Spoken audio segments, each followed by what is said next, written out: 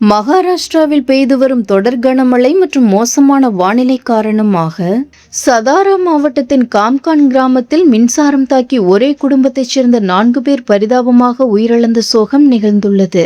இப்பகுதியில் உள்ள தனியார் பள்ளி அருகே வசித்து வந்த சதீஷ் என்ற நபர் அதிகாலையில் தன் வீட்டின் அருகே எதிர்பாராத விதமாக அறுந்து கிடந்த மின்சார கம்பியை மிதித்துள்ளார்.